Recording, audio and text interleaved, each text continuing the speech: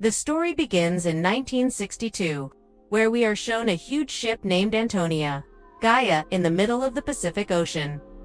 A total of 600 passengers are on board, heading to New York. A party is underway on the ship. A beautiful singer is singing, and everyone is enjoying her music and dancing. Everyone on the ship is overjoyed, but they had no idea that a few minutes later, something terrifying to even think about would happen to them. Then we see a man lift a lever in the engine room. As the lever is lifted, a sharp wire tightens and pierces through everyone. In an instant, everyone's bodies begin to be torn in two. It was a horrific scene, with blood everywhere. A young girl named Katie survives because she is short. The wire passes over his head. We then see a scene from 40 years later, where we see some people towing a large ship with a tugboat. Suddenly, the old ship begins to sink. Seeing this, the group leader sends a girl from his team, named Murphy, to the old ship to free the wire that was holding it in place. Otherwise, if the old ship sinks, their tugboat will sink along with it. When Murphy reaches the old ship, she discovers that a crack has formed in the bottom of the old ship. As a result, the ship is rapidly filling with water and will sink within the next 5 minutes. Murphy informs her team leader of this. Hearing this, the team leader orders Murphy to release the wire that's pulling the ship and immediately get out and reach the duckboard. As they're about to abandon this old ship, just then, 2 more team members arrive and urge Murphy to get out and leave the ship. However, it had taken them 3 months to find the ship, which is why Murphy wasn't about to give up so easily. She jumps into the water to save the ship. Seeing this, 2 of her teammates, sitting on top, also jump in with tools. The 3 manage to weld the cracks in the ship before it sinks, saving it from sinking. They sell the ship in the market, making a fortune, which the team leader divides equally among the team members. A man named Jack had been watching them for quite some time and listening to their conversation. He learns that these people earn money by finding ships that disappear at sea and selling them in the market.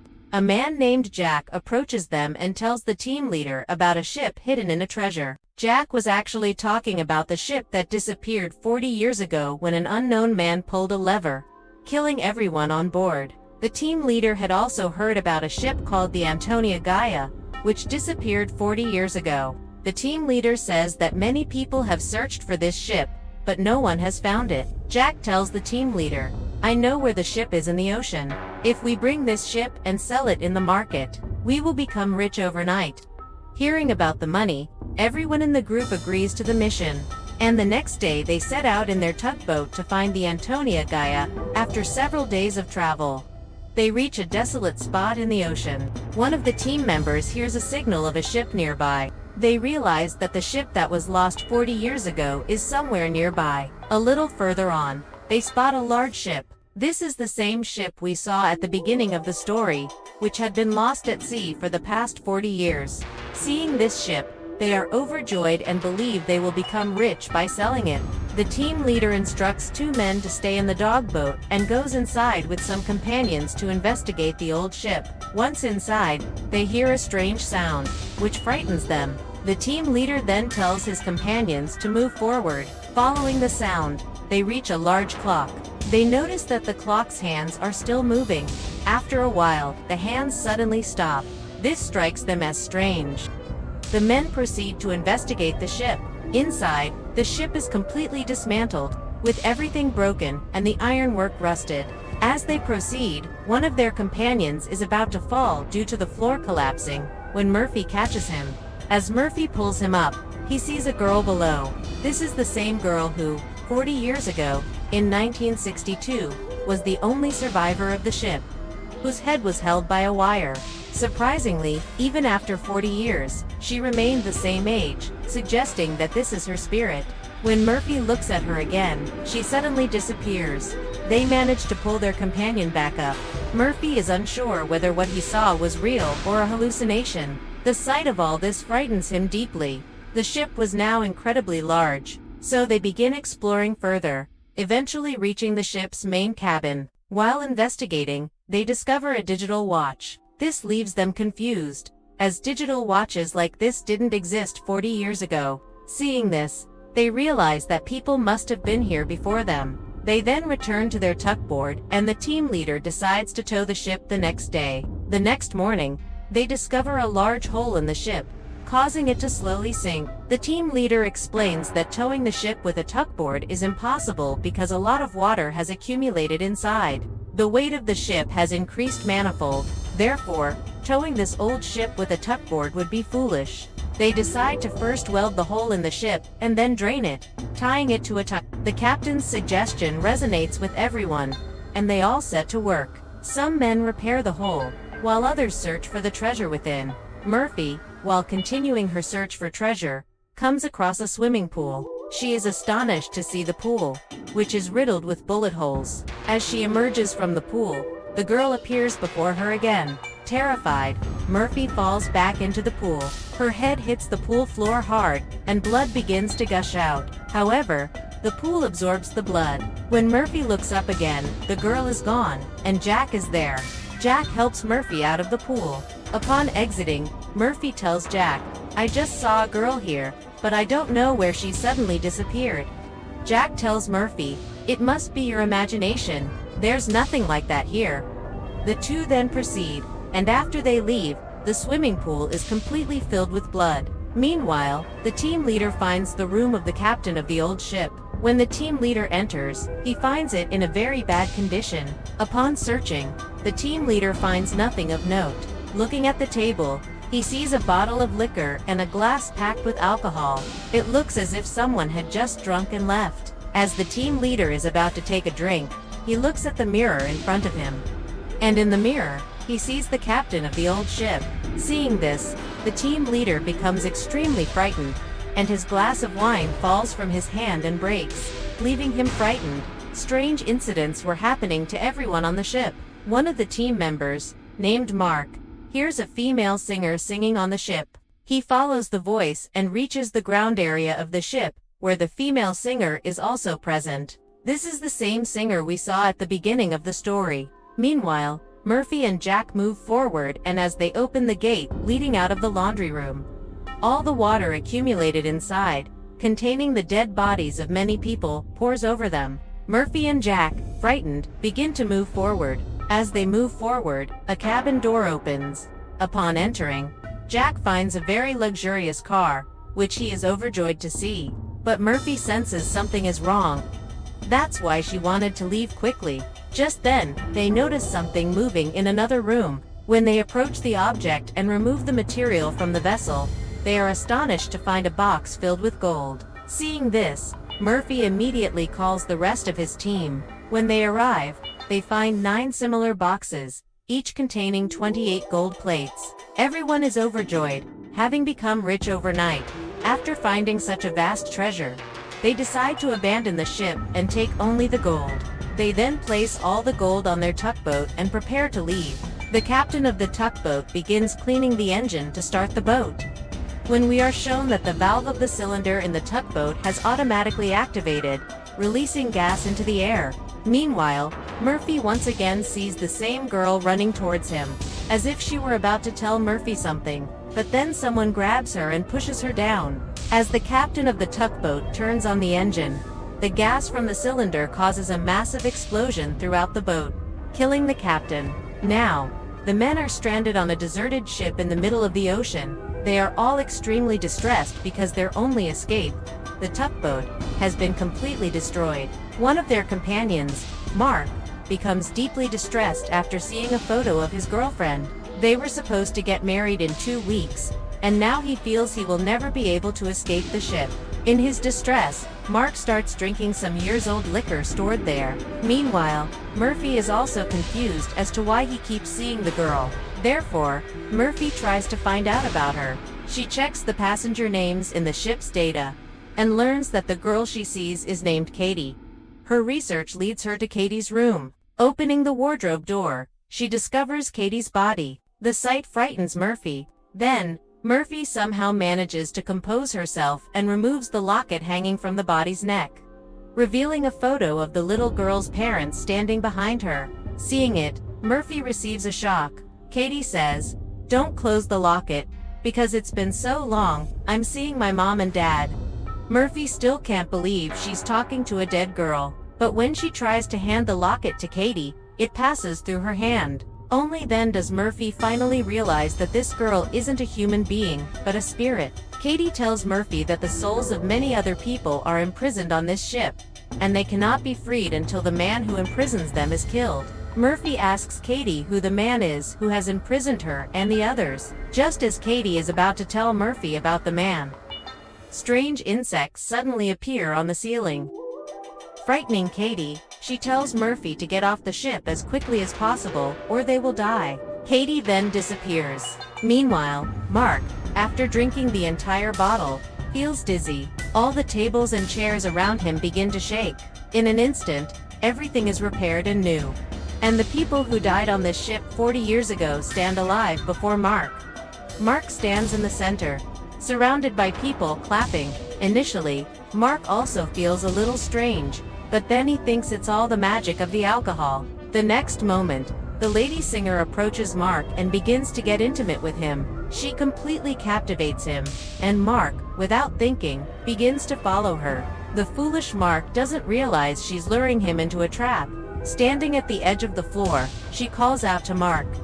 In his attempt to reach her, Mark falls through the floor and is killed. Then, we see the team leader sitting in the captain's room of the old ship. He sees the bottle of alcohol begin to move on its own. A moment later, the spirit of the ship's captain appears before him. The team leader is terrified. Then, the ship's captain. He pours wine into a glass and gives him a drink. He also gives him a photo of a ship named Lorelei. The captain explains. Many years ago, a man came to us and told us about the Lorelei. He said that a vast treasure was hidden in the Lorelei. When we rescued the Lorelei, we actually found all that treasure.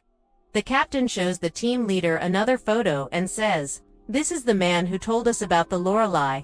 The team leader gasps at the man's photo, as it was none other than Jack, and this photo was 40 years old. Even after 40 years, his age hadn't changed. He looked exactly the same in the photo as he did 40 years ago. The team leader realizes that Jack is not a human, but a ghost. Realizing this, the team leader wants to get his team off the ship as soon as possible.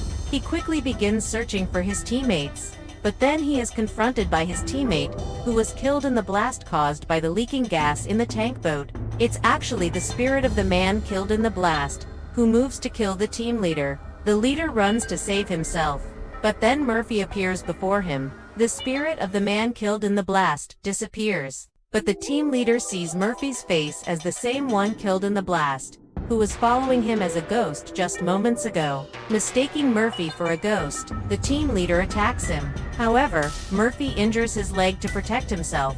However, this doesn't do much harm to the team leader. He stands up to attack Murphy again. Before he can kill Murphy, Jack comes from behind and hits the leader on the head with an iron rod, knocking him unconscious. Jack is the man who brought them all here. Of the entire team, only the team leader knew that Jack was not human but a demon. And Jack also realized that the team leader had discovered the truth. So, to remove him from his path, he instigates everyone against him. He says that if he regains consciousness, he could harm one of them. Everyone believes Jack's words. So, they throw their leader into a tank. With no other way out, they set about repairing the ship as planned. Soon, they weld the tunnel through which water was entering the ship and begin pumping out the accumulated water. Murphy notices that one of their companions, Mark, is nowhere to be seen. So, Murphy sets out to find him. Then, the spirit of the girl appears to him once again, telling him that the man he is looking for is dead. This is Mark, who was killed while trying to get Lady Singer.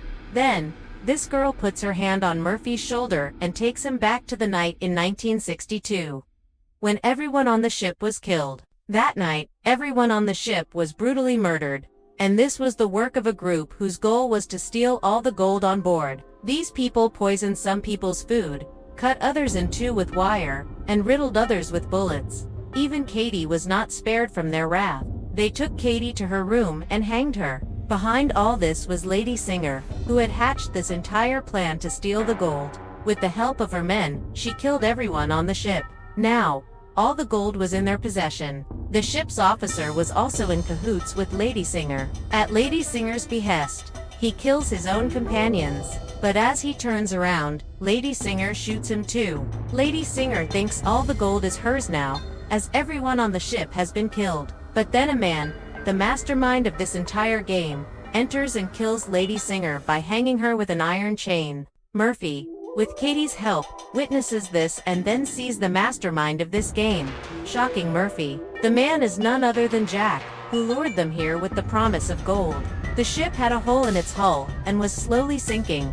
Therefore, to save the ship, some people who could save it from sinking were needed. So Jack cleverly brought them here. Now the ship was completely repaired. Therefore, Jack no longer needed these people and now he will kill them all too. Realizing this, Murphy remembers that they had locked their leader in the tank. Influenced by Jack's words, Murphy rushes to save his leader, but the tank is now filled with water, killing him. Murphy tries to break the glass of the tank to save his leader, but the glass is extremely strong. So despite her best efforts, she is unable to save him. Murphy then goes to one of her companions, Dodge.